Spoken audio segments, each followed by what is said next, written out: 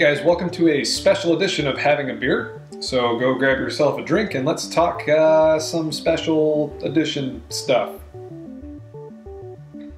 Hey, welcome back to the show everybody. Thank you very much for tuning in again. Now, as I stated, this is going to be a special edition of sorts because I'm not going to be covering a wide swath of news this week. I'm going to be focusing primarily on the upcoming PS4 launch, which is about 2 weeks out now. Yes, 2 weeks. So if you weren't aware of it, earlier this week, Sony released a massive PS4 FAQ, or Frequently Asked Questions page, on the PlayStation blog. And this thing answers over like 150 questions or something like that. And it covers pretty much everything from A to Z, regardless of what your question is. They're probably going to find an answer in this little thing. So I'm going to hit most of the major bullet points, and we'll start with the big stuff and kind of work our way down into the really minute details, such as the technical stuff, if you're at all interested in that. Some of it goes way over my head and I don't really understand it, but some of you guys enjoy that stuff, so I'll cover that anyway. So let's get started. So we'll start with the big, ginormous, obvious questions, such as when, where, and how it's being released. So, PS4. It's being released on November 15th in North America, or November 29th in Europe and Latin America. Now, when the PS4 is made available in the US and Canada, it will cost $399.99 plus tax, so add that on for your dependable region. And the DualShock 4 controllers, which I believe they've already put out in retail stores, go for about 59 bucks a piece. So go grab yourself a couple if you're planning on having some friends over.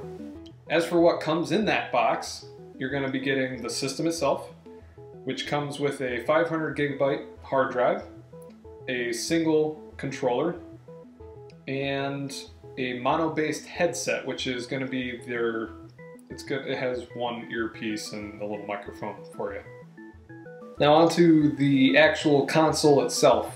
This thing is actually quite small in comparison to even present day consoles, and it weighs about 6 pounds, and it's only about well, they gave it to me in millimeters. I can't really convert it that quickly, but it's about yay big, about the size of a folder. Silly Americans and their non-metric system. While we're talking about the console, I guess I might as well give you all the funky little details as well. I'm going to read these off so I don't mess anything up. So the system features an optimized design featuring a unified 8 gigabytes of high-speed GDDR5 RAM, an 8-core 8x86 CPU, and a powerful graphics processor. Generally speaking, PS4 will enable game developers to build larger, more detailed worlds than they could with the PS3 system. Earlier on in the article, they cite that it's about 10 times as powerful as the PS3. And they continue on to say that their graphics processing unit, or GPU if you will, contains a unified array of 18 compute units which collectively generate 1.84 teraflops of processing power that can freely be applied to graphics, simulation tasks, or a mixture of the two. So if any of that meant anything to you, that sounds pretty cool. I felt like I was talking about frickin' DeLorean and Back to the Future with its 1.21 gigawatts. But teraflops sound good, right? That's a really big number, I guess. So moving on to other stuff outside of the technical aspects. Noise is occasionally a concern for gamers because those spinning discs do throw off quite a bit of noise on occasion. And Question on the Fact approaches that by stating that the PS4's cooling system is optimized for living room use and is generally much quieter than the PS3. The PS4 features a sleepless speed fan system that will smoothly increase the, not sleepless, a stepless speed fan system that will smoothly increase the speed of the fans as needed. Now the PS4 also supports a standby mode, which will use less power but basically put the system to sleep so you can still access some of the contents via your PS Vita or your little mobile PlayStation app.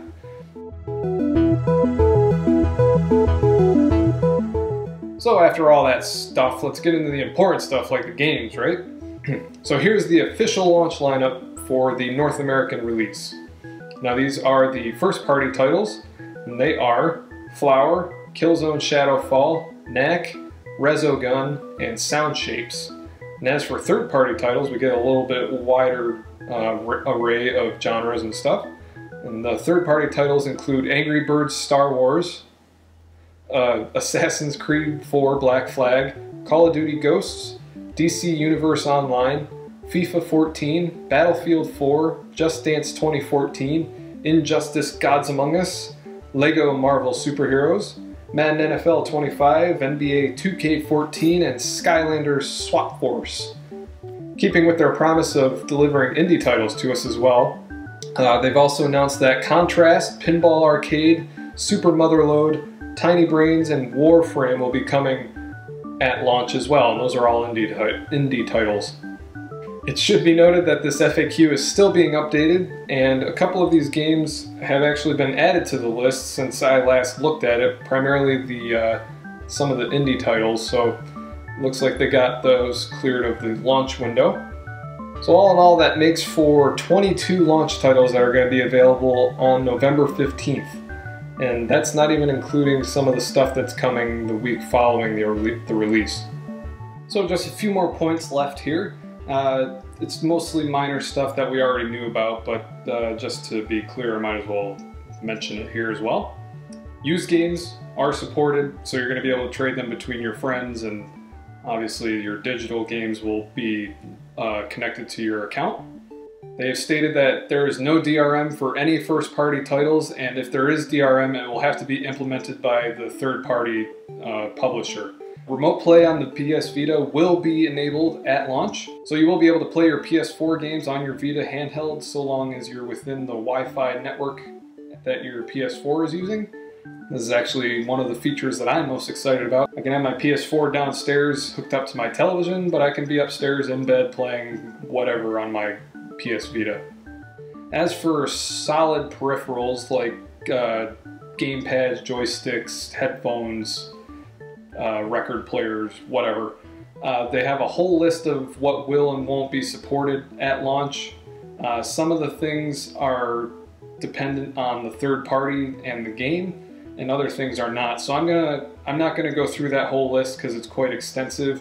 I will link you to this entire article down below in the description, however, so you can go check that out for yourself if you have any concerns regarding any of that. So I hope that gave you somewhat of an idea of what you're getting yourself into if you did pre-order a PS4 and if you weren't aware of all that stuff already.